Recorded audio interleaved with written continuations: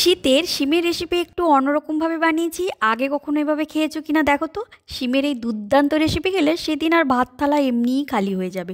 অত্যন্ত সুস্বাদু হয়। যারা শিম খেতে ভালোবাসে না তারাও কিন্তু এইভাবে শিমের পুরভরা বানালে চেয়ে চেয়ে খাবে বারবার। গরম গরম ধোঁয়া ওঠা ভাত আর এই পুরভরা শিমের রেসিপি, ব্যাস আর কিচ্ছু লাগবে না সেদিন। এবার বলি পুরটা কীভাবে বানিয়েছি। পুরের রেসিপিটা দেখো এবার। তো শীতের দুপুরে একবার শিমের এই পুরভরা রেসিপিটা বানাও, কিন্তু দারুণ খেতে লাগে। একদম বড় বড় সাইজের শিম নেবে। তো একদম শীতের টসটসে সবুজ রঙের শিম। আর শিমের দানাগুলো একটু যদি মোটা হয় তাহলে কিন্তু খুব ভালো হয়, মানে বীজগুলো আর কি। তো ওই বীজগুলো তো মিষ্টি হয়, তো ভীষণ খেতে ভালো লাগে।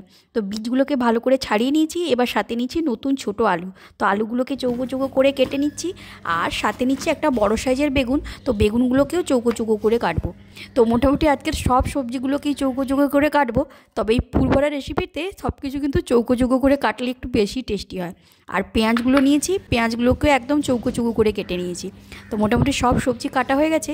এবার সাথে নিচ্ছি একটু চিংড়ি মাছ। তো এই চিংড়ি মাছ দিলে কিন্তু দারুণ টেস্টি হয়, দারুণ টেস্টি। তবে যে কোনো সবজিতে যদি আবার চিংড়ি মাছ পড়ে তাহলে তো আর কোনো কথাই নেই, সেই সবজির স্বাদ একদম দ্বিগুণ হয়ে যাবে। তো চিংড়ি মাছগুলোকে ভালো করে ছাড়িয়ে লবণ হলুদ দিয়ে মোটামুটি ভেজে নিয়েছি।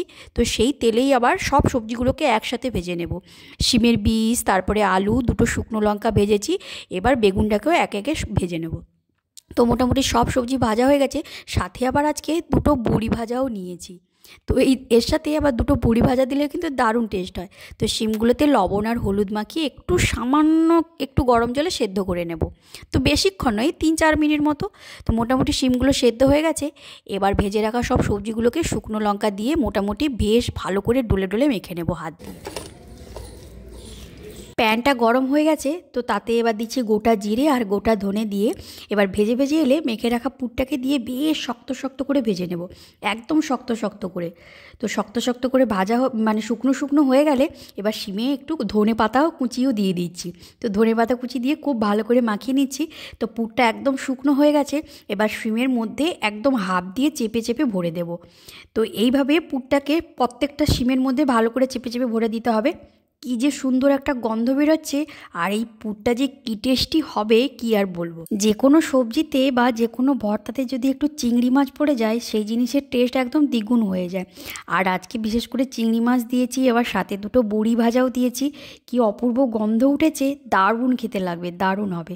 তবে তোমরাও কিন্তু শীতের এই রেসিপি, শীতের এই শিম দিয়ে রেসিপিটা একবার বানাতেই পারো। মানে দেরি না করে আজকেই বানিয়ে ফেলো, দারুণ খেতে লাগে। তো শিমগুলোর মধ্যে পুরগুলোকে দিয়ে সুতো দিয়ে ভালো করে আটকে দিয়েছি। আর শিমটা যেহেতু আগে থেকে একটু সেদ্ধ করা ছিল তো খুব একটা বেশি সময় লাগবে না। তবুও প্যানটা গরম করে তেল দিয়ে একদম স্বল্প আঁচে ঢাকা দিয়ে দিয়ে বেশ কিছুক্ষণ ধরে এপাশ ওপাশ উল্টে উল্টে ভাজা হয়ে গেছে।